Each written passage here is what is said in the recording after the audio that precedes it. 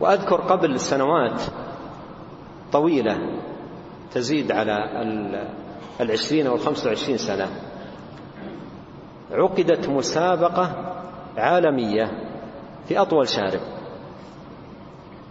شارب، وفاز أحد السفهاء الحمقى، فاز بأكبر جائزة، وأصبح يصور في الصحافة بصورته وقد حلق لحيته وشاربه الكث غطى حتى فمه، غطى شفتيه.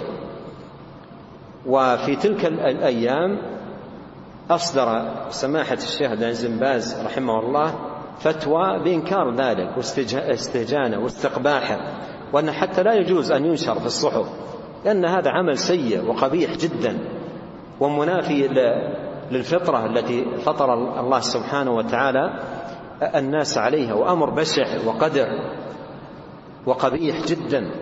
فكيف يتفاخر به وتعقد له مسابقة ويكون هناك فائز إلى آخر؟ هذا كله من الحماقة والسفاهة وقلة العقول وقلة الفهم.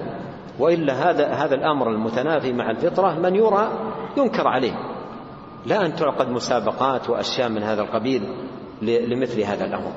ثم هذا الشارب الذي إذا نزل على الفم كيف تكون حال صاحبه إذا أراد مثلا أن يتناول الطعام أو يشرب الإدام، إذا كان بيده ملعقة ويريد أن يشرب الإدام وهذا الشارب نزل على الفم، أظن في مثل هذه الحالة يحتاج إلى ملعقتين، ملعقة يشرب بها الإدام وملعقة يرفع بها الشارب، ملعقة يشرب بها الإدام وملعقة أخرى يرفع بها شاربه حتى يتمكن من إدخال هذا الإدام. وإلا لو استعمل ملعقة واحدة لعلق هذا الإدام بشاربه.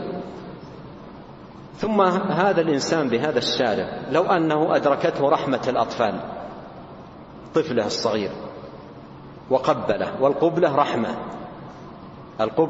لو قبل طفله الصغير بهذا الشارب الكث لما كانت رحمة، كانت نقمة على الطفل. ربما لو كان الطفل ينطق لقال ليت الله أراحنا من هذه القبلة.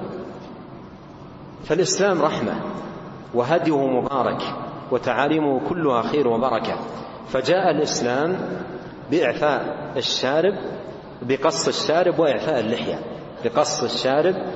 اللحية، وإعفاء اللحية جمال للمرء وزينة، حتى إن أم المؤمنين عائشة رضي الله عنها وأرضاها إذا أرادت أن تحلف كانت تقول والذي زين الرجال باللحى، لأن اللحية زينة الرجل.